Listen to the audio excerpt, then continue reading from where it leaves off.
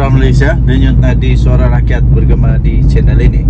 Saya ada satu persoalan yang saya ingin ajukan, saya ingin tanyakan kepada tuan-tuan dan puan-puan yang dihormati sekalian, yang arif lagi bijaksana. Perlukah Sanusi ditukar? Perlukah Sanusi dipecat sebagai Menteri Besar Kedah? Perlukah beliau ditukar kerana dia selalu buat banyak kontroversi? Itulah soalan dia. Anda boleh tinggalkan di ruangan komen.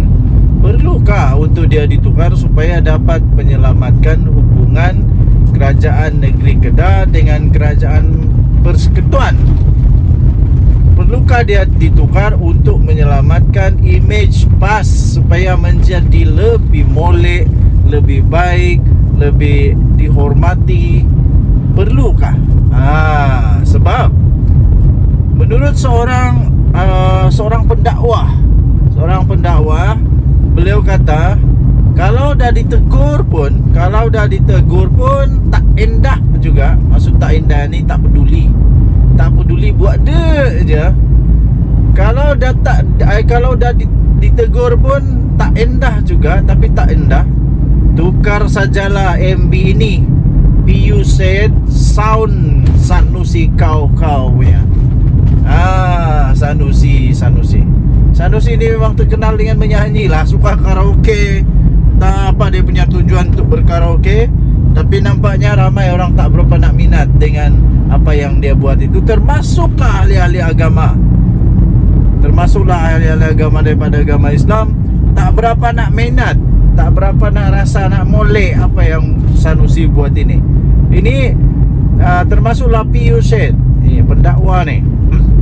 Timbalan Menteri Besar Kedah Datuk Seri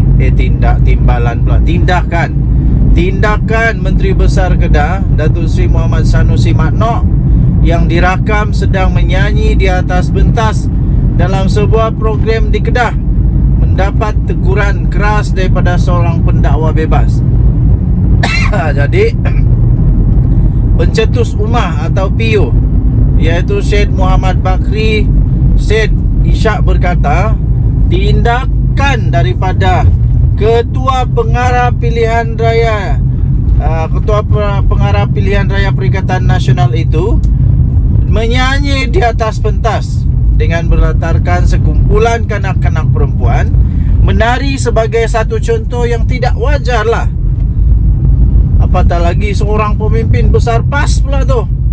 Jadi menurut PU Syed ini, dia kata tidak wajar untuk beliau menyanyi, lepas tu ada lagi latar belakang budak-budak menari. Dia kata begitulah. Jadi dia pun sound direct lah, dia sound Sanusi ni. Dia kata, wahai Datuk Seri Sanusi, MB Menteri Besar, cukup-cukuplah menyanyi. Banyak perkara lain yang boleh hang buat. Banyak perkara lain yang boleh dibuat selain menyanyi. Yang ini saya setuju. Kalau nak berdakwah kah, kalau nak buat apakah, banyak lagi benda cara boleh buat daripada menyanyi. Tapi kalau Sanusi memang pandai menyanyi, dia memang suka menyanyi, kalau dia memang itu saja yang dia tahu, tak apalah, apa boleh buat, memang minat dia. Tapi anda setuju tak dengan pendapat PU Syed ini? Kalau dah ditegur, tak boleh juga masuk teguran, tukar sajalah Menteri Besar Kedah ni. Perlukah? Lepas tu PU Syed kata, kali ini video yang tersebar disertakan pula dengan tarian di belakang MB. Ia sangat tak bagus, kata PU Syed. Lepas tu dia kata, Ambo tak setuju, sangat tak setuju ada pemimpin PAS menunjukkan contoh sebegini pada khalayak ramai atas alasan berhibur dan menghiburkan. Katanya menerusi satu hantaran di TikTok miliknya baru-baru ini. PU Syed turut juga mempersoalkan sama ada pemimpin parti berkenaan adalah berhasrat untuk membuat pembaharuan, namun dalam masa sama menyalahi kepimpinan ulama. Nah, beliau menasihatkan agar ulama di Kedah supaya bertegas dan menegur menteri besar itu supaya lebih berhati-hati agar isu berkenaan tidak akan dijadikan sebagai bahan politik pihak lawan. Katanya, tolong tegur secara tegas terhadap MB kesayangan rakyat Kedah ni agar lebih berhati-hati supaya tidak menjadi bola tanggung kepada lawan, katanya.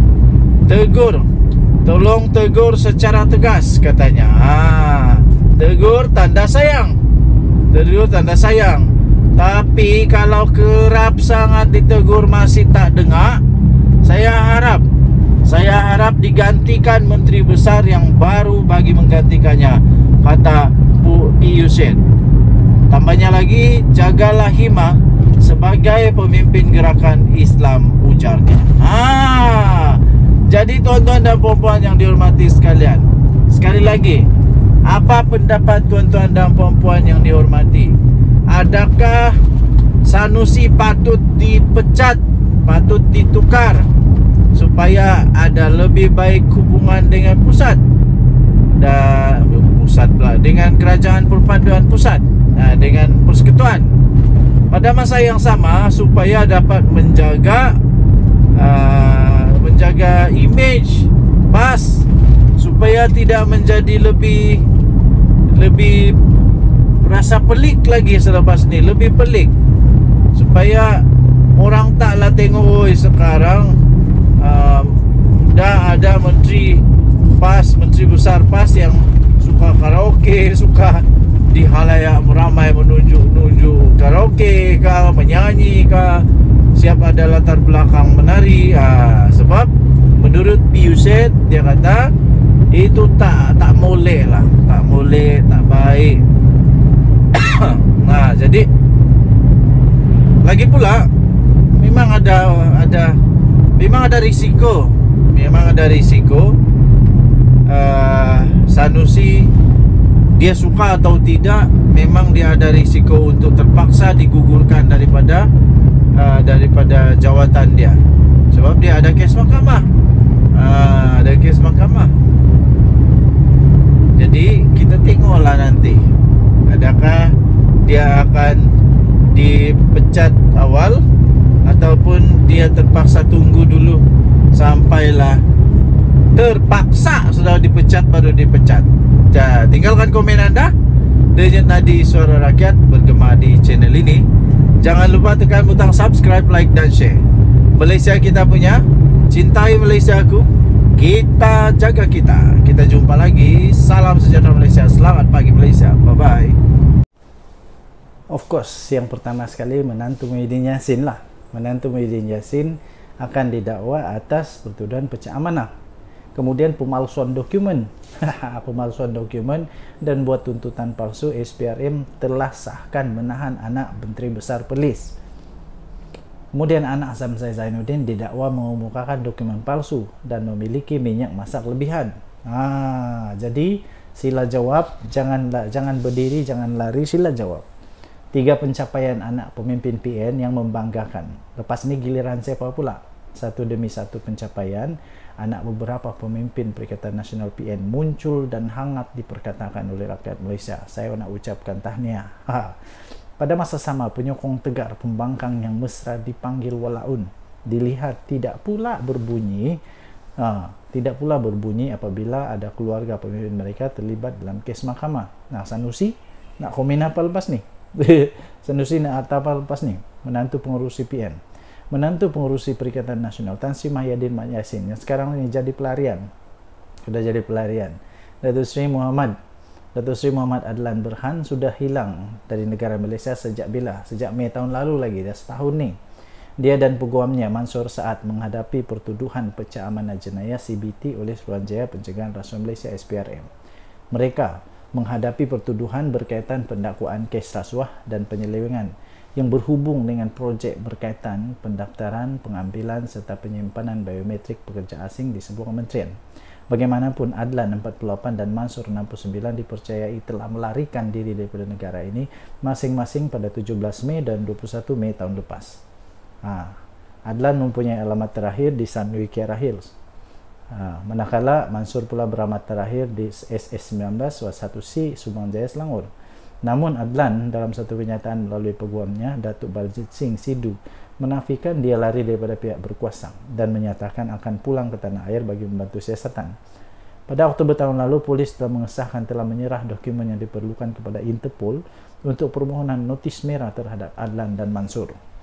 Kedua, yaitu Anak Setiausaha Agung Perikatan Nasional. Anak Setiausaha Agung Perikatan Nasional PN, Datuk Rizal Hamzah Zainuddin yang juga Ketua Pembangkang, berdepan pertuduhan telah mengemukakan dokumen palsu dan memiliki barang kawalan minyak masak melebihi had yang telah dibenarkan. Muhammad Faizal Hamzah, 39 tahun, didakwa bersama Azizul Abdul Halim, 55 tahun, kedua-duanya pengarah Rimba Merpati Sdn Bhd, yaitu pemegang lesen minyak masak Borong. Mereka didakwa memberikan maklumat palsu dengan mengeluarkan invoice palsu mengenai penjualan minyak itu kepada Syarikat Peruncit Tempatan Pasar Segar Din Maju yang menyalahi Seksyen 8-4 Akta Kawalan Bekalan 1961.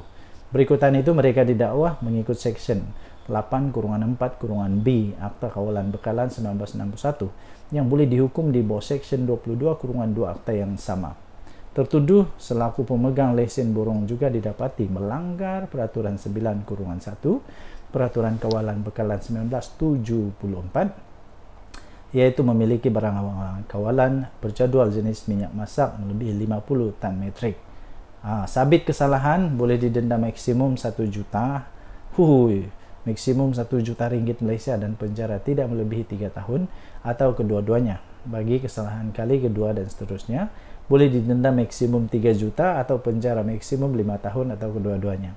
Nombor 3, yang baru masuk dalam list, tahniah diucapkanlah, yang baru masuk dalam list ialah anak Menteri Besar Perlis. Paling terbaru dan menggemparkan ialah kes yang melibatkan anak kepada Menteri Besar Perlis Muhammad Syukri Ramli.